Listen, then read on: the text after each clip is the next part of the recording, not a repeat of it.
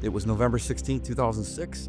I was working on a Peterbilt logging truck, and I went underneath this truck, feet first, laying on my back. The jack shoots out, and this 10 to 12,000 pounds of steel drops to the cement. And the next thought was, there's no way anybody can live. Trying to take in a breath, and I couldn't. And I'm listening to my heart race, and it was like, to me, it sounds crazy, but it sounded like when you shut off an engine. I literally heard my heart go, bop, bop, bop, bop, bop, bop, bop, bop, bop, bop, bop, bop. And like on the last beat of my heart, my spirit left my body. I went up in the roof of the garage, and I go from feeling, obviously the worst I've ever felt in my life, to being up in the ceiling, feeling the absolute best I've ever felt.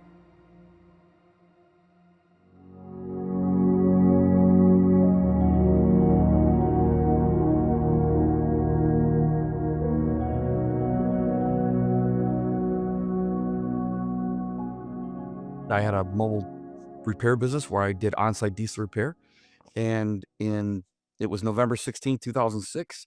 I was working on a Peterbilt logging truck. We started the job. I worked with another mechanic all 3 days. It's somebody I'd known, family friend for a long time, Leonard. We worked Tuesday, Wednesday, Thursday, got to the end of the job Thursday, and in order to test the repair, we decided to start the truck and run it. Doesn't look like it's leaking, looks like the repair is good, and I'm like 5 minutes from walking out the door, like just literally getting ready to walk out the door when the other mechanic comes up, and he said, "I've got this dirty spot," and he goes, "Would you stay and diagnose it, figure out where it's seeping the oil from?" I said, "Okay, I'd look at it," and so I had to go underneath the truck and look from the bottom of the truck to see this thing, and there's a tool that mechanics use to go underneath vehicles called a creeper. Got on his creeper, so I go underneath the truck, and that axle, the lowest thing to the ground on these front trucks is typically the front axle, and if you could picture the two front wheels that move when you turn your steering wheel, and the axle just attaches to those wheels, it goes from the left side to the right side. It's a big steel I-beam, and on this truck, it had 5 to 6 tons of weight, so, 10 to 12,000 pounds of steel on the two front tires, or on a weight on the two front tires. So Leonard had used a round bottle jack and placed it underneath this axle, and the axle's, I don't know, like maybe this wide front to back, and, maybe like this tall, and there was just enough room for me to go underneath the axle, and there was a couple, 2, 3, 4 inches, whatever, above whatever it was, space between the bottom of the axle and my belly, as I'm looking up at the bottom of the engine. And where I was looking at was at where the belts and the very front of the engine, where the gear housing was, that's where the leak was. So where I stopped to look at that, it happened to place that axle going from the left side of the truck to the right side of the truck, right across basically my belly button, the soft part of your belly. So I go underneath there, I'm looking at the bottom of the engine, trying to diagnose where I think this other leak is. That's when Leonard, I yell out to him and I said, "Go ahead, shut it off." So we've got this truck on high idle, which means it's just, the RPM is as high as it can go sitting there, without a load on it, just to try and build heat to look for the leak. So I tell him to shut it off. He gets up inside the truck to take it off high idle and shut it off. And when he gets up inside the truck, because this Peterbilt had air suspension, big black airbags, and he grabbed the steering wheel or whatever, and he pulled himself in while the driver's side wheel is still on the ground. The truck kind of shifted above me, and I looked to my left, and just in time to see that the jack had slipped out from underneath the axle. The jack that's holding up the truck slipped off from underneath the axle, and it was like all the way to the very, very, very edge, where it was just barely touching, and it was rocking. The truck was rocking, and the jack was rocking. Before I could do anything, the jack shoots out, and this 10 to 12,000 pounds of steel drops to the cement. But I didn't just hear this metal on cement explosion noise. Along with that, at the same time, I heard swirling liquid. Turns out the swirling liquid was me, because when it fell through the middle of my abdomen and hit the cement, my body wasn't going to stop it. So it fell through the middle of me, and on impact, blood shot out of my mouth. It wasn't like, after the fact. It was literally when that thing fell through the middle of my body, blood shot out. And I didn't look down and see the damage, the accident part. I was focused right up here at the cement where the blood came out of my mouth. And when I saw the blood come out of my mouth, there's that moment of realization. Before I even felt the pain, there's this moment of realization of what just happened. And the very, very, very, very first thing I did, and sometimes I share this, sometimes I don't, but that axle, is pretty tall and it's got lips on the top and bottom, but it's fallen all the way through the middle of my abdomen, literally touching the cement over here on my left passenger side, but going up an angle towards the driver's side. But when it fell through me, my first initial first thing to do was I was just gonna grab it and bench press it off of me, which obviously you can't bench press 5 to 6 tons of weight. It wasn't even a conscious decision or thought. It just was a reaction. And then there's the reality that hits, like, no, there's no way. And I'm looking down, and then I called out and I just said, Lord help me. I said it twice. I'm looking down and I could see the axle had fallen through me, and on this side of my body, on the left side, it was maybe an inch of space between the bottom of the axle and the cement. So I know my body and the creeper, which is, thank God, the plastic creeper flattened out to nothing. It's the whole thickness of my body. The creeper is like an inch thick on the left side, and maybe like a couple inches of space between the bottom axle and the cement on the right side. Again, because it's coming up at an angle, because that driver's side wheel's still on. I know, according to the doctors, I was thinner than my spine, because I don't have a belly button anymore, but where I used to have a belly button where the truck fell on me, to my back is an L4, L5 vertebrae. And according to the radiology reports, those are both spider cracked and D-shaped. So I was thinner than my spine in the middle, and even thinner than on the left. The pain was like off the charts, horrendous, horrible pain. So the truck is still running because the jack had slipped before he shut the truck off. He got down out of the truck. It's got me pinned to the cement. I have those 2 vertebrae cracked and whatever, and the plastic creeper crushed down.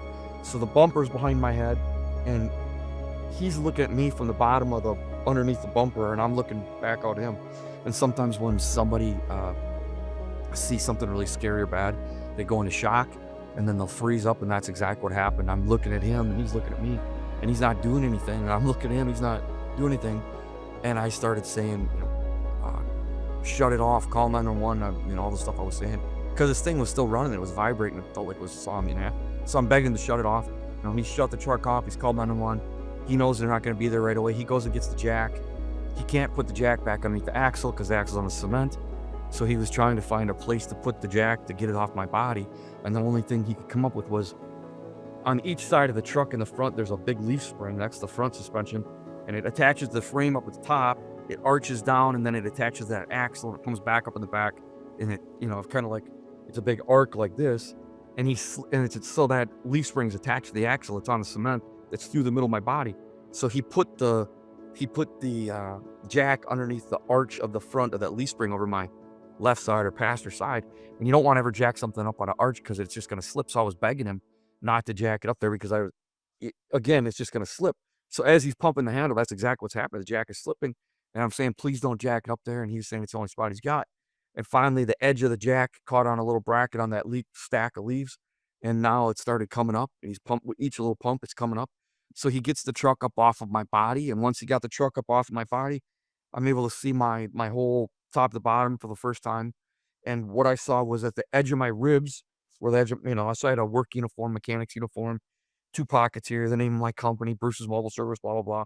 But right there at the edge of my ribs, at the bottom of the pockets, my work uniform went straight back, basically followed along my spine and came back up my pelvic. And it was so crazy to see because there's nothing in real life to compare it to. And the next thought was, there's no way anybody can live. There's no way anybody can live and look like this. So I was terrified, obviously, the horrendous pain. Weird thing was, it hurt really bad, obviously, but when he took the truck up off my body, when he jacked it up, doctors told me I had 5 places that major arteries were completely severed. And so when the truck was on me, it had all those arteries pinched off. But as soon as he took the truck up off me, now those arteries are free bleeding. They're bleeding out, bleeding externally. And what the effect was, as soon as he took the truck off my body, I already had this horrible weakness, I already had this horrible pain, but this incredible weakness took over. And the doctors said later the reason why I felt the weakness because I was internally bleeding. So this weakness takes over. Already have the horrible pain. I'm afraid the jack is gonna slip. So I'm begging him to pull me out from the truck. And he's saying, no, I've called 911. Most people have been told you don't want to move somebody with a back injury that could be paralyzed, whatever. So I'm begging him to just pull me out, and he wouldn't do it. And I'm terrified. I'm afraid that the jack is going to slip and it's going to fall on me again. So I reached back and I grabbed the bottom of the chrome bumper, just back here behind my head. And it took everything I had, but the wheels are still on the creeper. Just the middle of the creeper is flattened down. It took everything I had, but I was able to drag myself out to now, like, my shoulders, my head and shoulders are sticking out from like the front bumper. And I looked underneath, and now if the jack slips, it's gonna fall and break both my legs. When I tried to push on the bumper, I don't know why, but for whatever reason, I fixated on my right arm, and my right arm was shaking so fast that it looked like a blur, which was terrifying to see my body shaking that fast. I'd never seen my body ever shake like that. And it was shaking so fast, it was like a blur. And as I was trying to push, and I was thinking that this should be easy, that I could easily, like, physically do this. And I couldn't. I was trying as hard as I could, and I didn't have the strength to do it. And I was watching my arm shake, and that's when I realized that I was gasping for breath. Both my lungs had been collapsed. I could breathe for a little while, but it just, every breath kept getting harder and harder. And at a certain point, as I'm trying to push on the bumper and I'm watching my arm shake up and down, I can hear I'm in shock. My heart is pounding, my elevated pulse, whatever, from being in shock. And so I'm listening to my heart pounding in my ear. I'm trying to push, and I couldn't take in another breath. I'm sucking wind, like doing the trying to take in a breath, and I couldn't. And I'm listening to my heart race, and it was like, to me, it sounds crazy what it sounded like when you shut off an engine. I literally heard my heart go bop, bop, bop, bop, bop, bop, bop, bop, bop, bop, bop, bop. And like on the last beat of my heart, my spirit left my body. I went up in the roof of the garage. I'm now 14, 15, 16 feet from inside the garage looking down. And I go from feeling, obviously the worst I've ever felt in my life, to being up in the ceiling, feeling the absolute best I've ever felt. It was perfect peace. There was no fear. There was no anxiety. There was no pain. There was no negative emotion at all. It was just this perfect, overwhelming peace. In fact, I was so completely removed from the accident scene below. I could look down and see it. I could see the truck. I could see the guy underneath the truck. But I was so removed from it, I didn't even know that guy underneath the truck was me. Leonard was on his knees at this point. He's running his fingers through my hair. He's crying and apologizing, saying stuff like, I should be the one that's dead, not you. I'm sorry, because he jacked up the truck and used safety equipment. And I could care less from watching from above. It didn't make me feel bad at all to hear him cry or what he was saying. I didn't feel bad for the guy under the truck. I was just in this perfect peace. The volunteer fire department people were coming in, one at a time, here and there, coming in, all from the main entrance behind me. The blacktop driveway going out to the road, right? Which, as from my view in the ceiling, as I'm looking down at the front of the truck, my service truck, I'm above it, and the front of this Peterbilt. Again, just the top half of me sticking out from like the front bumper, and they're all kind of standing around. And so I'm listening to their conversations, even the things that they were talking about, all around that whole room from above. And as I look down on each side of Leonard is like 6'1", 6'2", and again, he was on his knees right above my body, but on each side of him was an angel. And I'm going to guesstimate that they were about 8 feet tall based on a 6 foot tall Leonard, because their heads were like a couple feet taller than his. They were on their knees just like he was, but again, their heads were like 2 feet taller approximately. And the one from the driver's side reached over and he put his hands in the middle of the flat spot. And the one from the passenger side did the same thing. They both had their hands in the middle of the flat spot on that guy. And it's weird, but it seemed really nonchalant from above. And I was like, oh, look, those angels are down there to help that guy.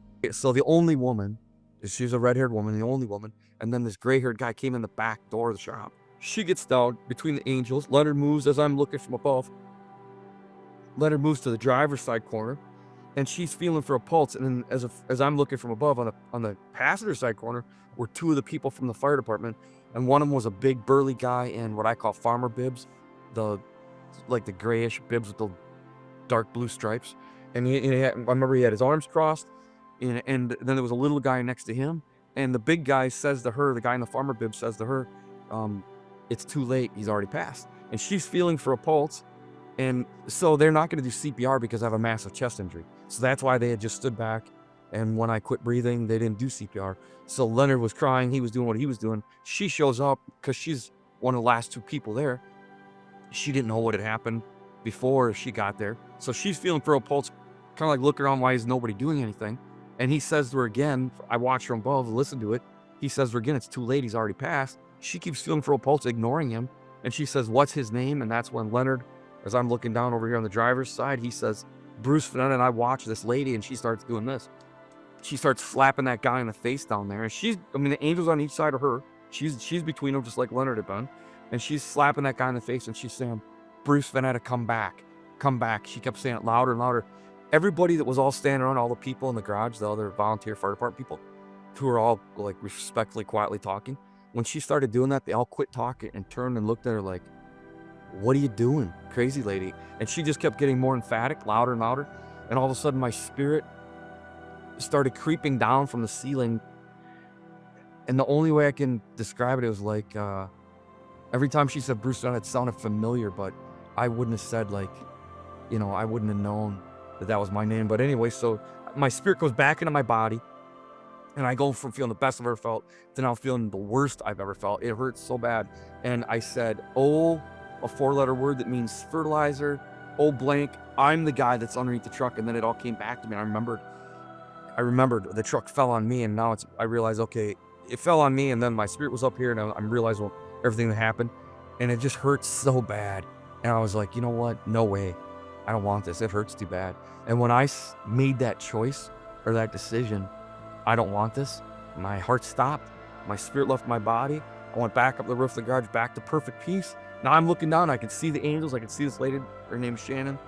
And the angels are still got their hands in the middle of my body. And I know it's me now. And I'm watching it all. But this time a tunnel opened up going out of the roof of the garage, like at a 45-degree angle. This tunnel opened up, and I knew that heaven was on the end of the tunnel.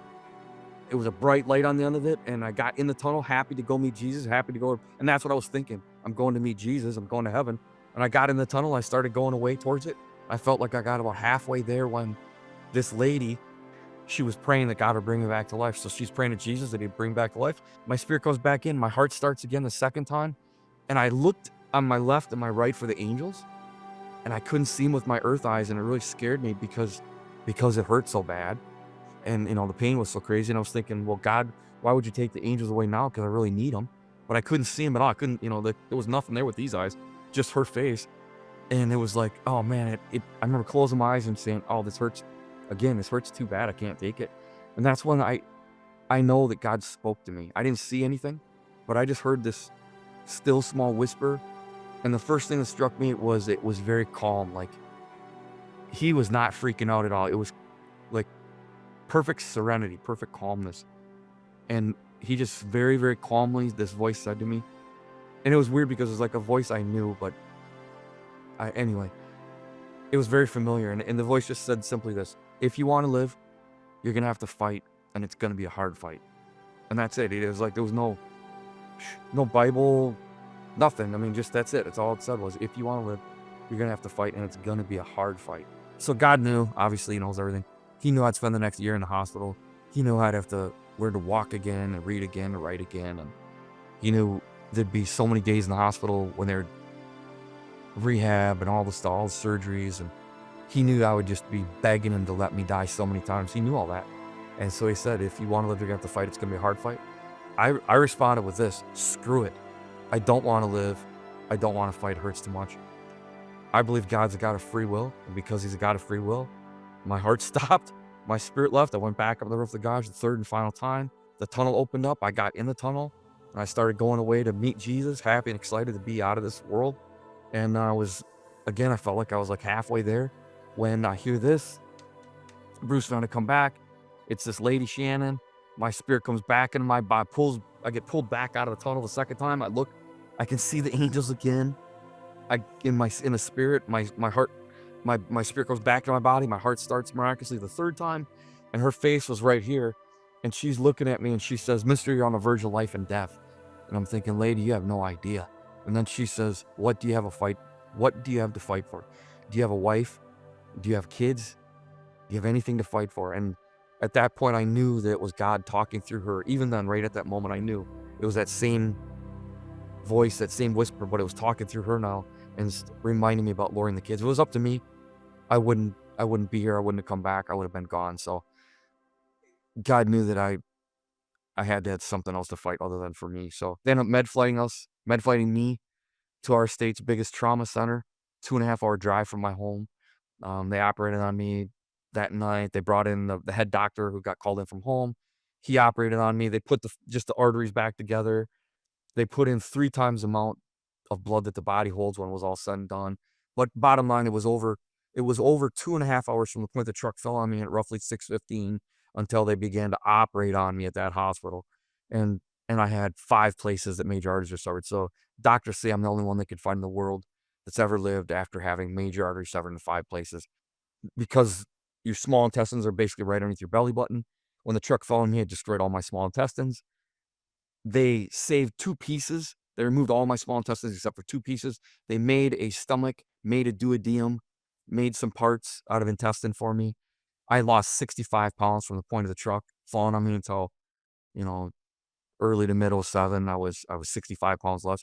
If you saw me 65 pounds less, I looked like somebody straight out of concentration camp. Like literally, you could see my skull, see every bone in my body. That's when God woke up this guy all the way across the United States in New York, and 2 mornings in a row, woke him up at 5 a.m., told him to buy a plane ticket, fly to Wisconsin, pray for me, and if he would, God to do a miracle. The first morning, he told his wife and he told his pastor, but he didn't do it. The next morning at 5, God woke him up again. He told me later he didn't like to get up early, and God woke him up again and said, buy a plane ticket. It was 900 some bucks in 2007, and he paid out of his own pocket that money, flew into our little regional airport, and some guys drove him down. A couple guys from the church that we attend drove him down to the hospital. The guy prayed for me in the hospital. And when he did, God did a creative miracle. And I have doctors say half of my intestines now 9 to 11 feet. And again, CAT scans, x-rays, doctor reports, pathology reports all prove that literally this miracle happened when this guy he had his one palm on my forehead and the other finger, he pointed at my intestines. And he said, in the small intestines, I command you to go back in the name of Jesus right now. And that's when I felt like electricity power come out of his hand into my stomach, and I could feel my intestines come back. So bottom line, we started this ministry, Sweet Bread Ministries, January 1st, 2008. I was still in the hospital. And ever since then, I've been traveling around for the last 19 years or 18 years, I guess, traveling around sharing this testimony that God's alive and well, that he loves us. That I think for me, the story is my testimony. It's a story of God's mercy because I'm the last guy that would ever deserve it. I just want to share this testimony with people so people know that there's more to this world than what we see with our eyes. Just like when I came back in, I couldn't see those angels, but every time I passed, I could see them. God is real. I think, there's a destination of heaven and hell, and I just want to tell people about it so that they can make their own very important decisions before they pass and leave this earth. So